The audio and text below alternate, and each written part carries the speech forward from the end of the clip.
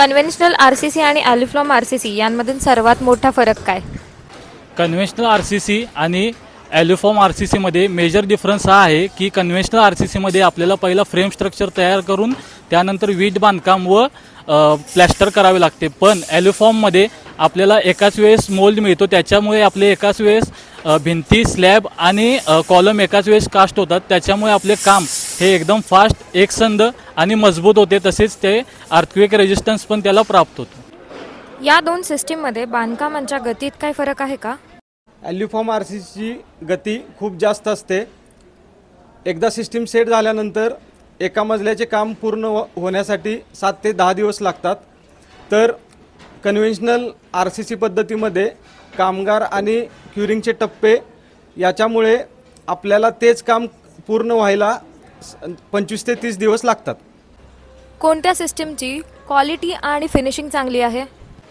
आलूपाममध्ये आपण जर वर्क करायला गेलो तर आलूपामचं काम स्मूथ फिनिश आणि स्ट्रेटमध्ये होतं. त्याचं कारण हे आहे की आलूपामचं मटेरियल हे मशीनमध्ये बनवलं जातं. आणि जर आपण कन्व्हेन्शनमध्ये गेलो तर कन्व्हेन्शनमध्ये आपण डिपेंडन्सी आपली राहते की मिस्त्रीवरती.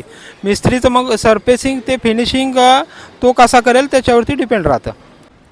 What about structural strength and durability? Aluform structure is monolithic structures. There are fewer joint and cold connections. It improving seismic performance and long-time durability as compared to conventional RCC work. How does it affect the finishing stages? Aluminium RCC की surface काफ़ी smooth होती है. Painting work से पहले gypsum की layer 10 से 12 mm की आती है इसमें. यही अगर हम ट्रेडिशनल आरसीसी में काम करें तो पहले प्लास्टर करना होता है इवन सरफेस के लिए, उसके बाद हम जिप्सम करते हैं, उसके बाद पेंटिंग वर्क आता है, जिसके वजह से हमारा टाइम कंजम्पशन काफ़ी बच जाता है. सुरक्षा और साइट की स्वच्छता में क्या अंतर होता है? एल्यूफॉर्म वर्क होने के वजह से ब्रिक वर्क और प्लास्टर वर्क ये दोनों चीज़ें अवॉइड हो जाती हैं. ये दोनों चीज़ें अवॉइड होने की वजह से आपका डेब्रिज साइट पे बहुत कम होता है, और डेब्रिज कम होने की वजह से आपके साइट पे ओवरऑल क्लीननेस ज़्यादा रहती है.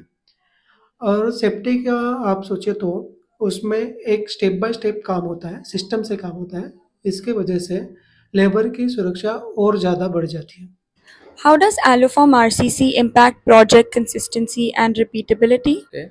With Aluform, once initial setup and alignment is perfected, every subsequent floor comes out same dimension, finish and quality.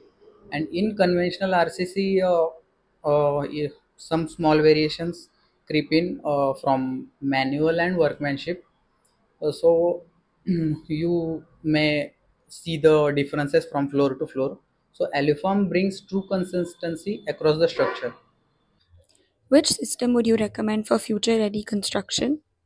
Definitely Aluform RCC, because it's aligned with modern needs like faster delivery, higher precision, better structural performance and sustainability due to material reuse. It's also future of urban mass housing and mid-rise buildings.